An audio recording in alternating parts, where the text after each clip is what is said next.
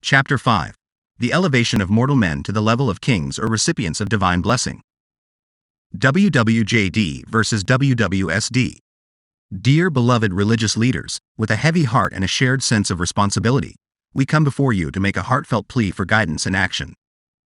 As leaders who believe in God and follow the teachings of Jesus, we must address the issue of the elevation of mortal men to the level of kings or recipients of divine blessing.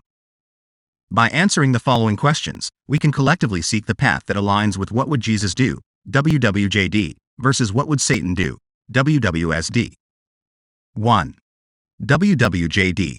How would Jesus view the elevation of mortal men to the level of kings or recipients of divine blessing, and what principles from his teachings discourage the glorification of human leaders to the status of the divine?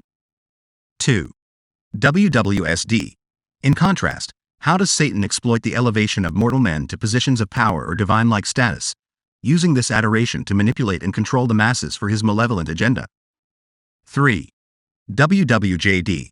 What dangers could arise from the unquestioning reverence and exaltation of mortal leaders, and how does Jesus' emphasis on humility and servanthood serve as a counterbalance to the pursuit of excessive power and recognition? 4. WWSD.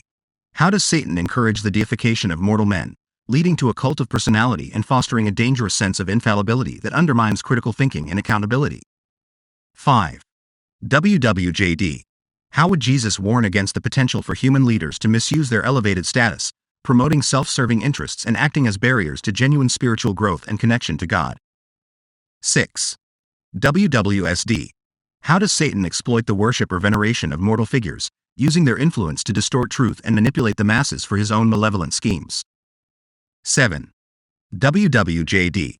What teachings of Jesus remind us of the equal worth and dignity of all human beings, regardless of their earthly positions or titles, countering the dangerous trend of idolizing mortal men? 8.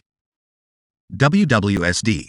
How does Satan capitalize on the blind devotion and idolization of mortal leaders, sowing division and animosity among followers of different figures or ideologies?